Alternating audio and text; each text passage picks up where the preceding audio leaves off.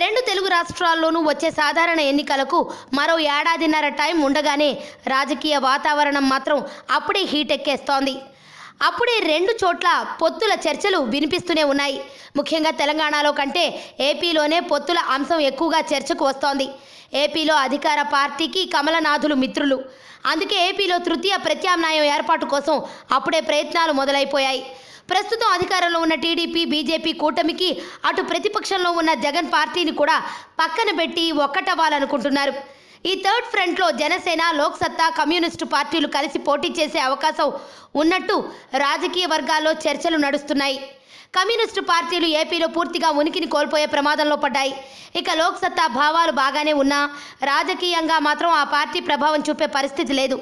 దీంతో కొత్తగా వచ్చే ఎన్నికల్లో పోటీ చేసేందుకు సిద్ధమవుతున్న జనసేనతో పొత్తు పెట్టుకునేందుకు ఈ రెండు పార్టీలు సుముఖంగానే ఉన్నాయని తెలుస్తోంది.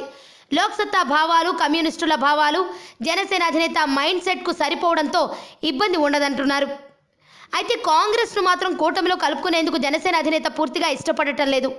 రాష్ట్ర విభజనకు కారణమైన కాంగ్రెస్ను ఇప్పటికీ ఏపీ ప్రజలు శత్రువులుగా చూస్తున్నారని, అందువల్ల కాంగ్రెస్ను కలుపుకునే ప్రసక్తే లేదని జనసేన వర్గాలు అంటున్నాయి. మరి ఈ థర్డ్ ఫ్రంట్ ఎంతవరకు ప్రభావం చూపుతుందో చూడాలి.